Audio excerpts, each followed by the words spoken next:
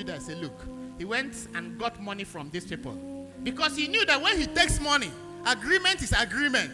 Then I will show you. All you want is to know who. Then when I show you now, I have collected the money. If he disappear, now your own be that. Now you sabi.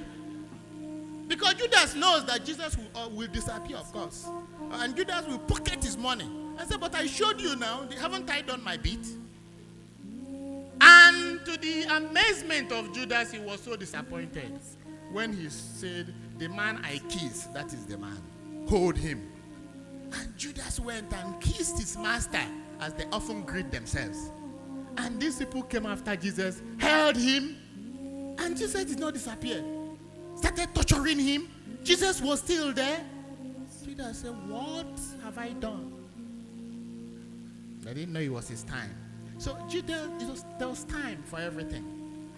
But Elijah escaped to the desert, and a broken man and completely dispirited, he was there, and that was when he made this loud cry that was a prayer, which I just gave to you. It is enough, oh Lord. Take away my life. Take away my life. I'm no better than my ancestors. I ask you, child of God, listening this morning, have you ever encountered a situation in your life where you prayed to die? It's just better for you to die. Have you ever experienced that kind of situation? A situation where you even prayed, you went to the chapel and begged God, God, I cannot do this by myself now. I can't kill myself. Oh, my friend will often say, I can't come and kill myself. But if you will answer my prayer, just take my life. That was the situation that Prophet Elijah was. But nothing good comes easy. And all great men and women of God had at one point in their life had to wrestle with situations like this. This is what we call in theology the problem of evil. A whole book in the Bible is dedicated to the solving or discussing the problem of evil. You know the book? The book of Job. And little wonder why most of you don't answer Job. Do we have any Job in this church? Any Job? Please. And Job is a wonderful name. All my life as a priest, I just got one in the seminary who is Job. And that one, before he was ordained a deacon, he said he would change his name, Biko. He said he will not go by that name, Job. I said, why? Why do you want to change this lovely name? No. All the problem he has been having, they say so there's something about anybody's name. All this problem he has been having in the seminary, maybe because he is Job. He will change it before he becomes a priest. So that this suffering will stop in the seminary and doesn't continue to the priesthood. Because if he suffers like that in the priesthood, he won't understand what life is all about. I said, don't change it. Job is a good name. He said, no. You know what he did? He said he must change it. So after our pressure, friends, we appealed to him. He said, okay, he will add Mary. So he is Job Mary.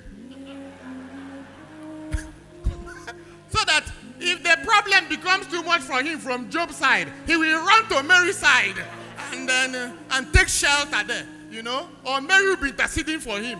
Sort of when it's so hot, Mary will be pouring water on the fire. And till today, he's Reverend Father Job Mary. If you try, like he's here, like you are seeing me for the first time, and you are seeing him for the first time, you call him Father Job, he will warn you. I'm not Father Job, I'm Father Job Mary. Little wonder why in this large congregation, this church, I don't even have one Job here. Why? Prophet Job. Is Job not a good man? Why don't you call your children Job? Do you have any Job in your family? I'm not advertising Job, but from now henceforth, any baptism at least you should consider Job now. Yes, there is glory in this. All great men and women of God pass through. And when you see the glory of somebody like Prophet Elijah, the only prophet who went to God, who went to heaven without dying. When you serve God that way, God rewards you. Just a few days at the Transfiguration, who appeared?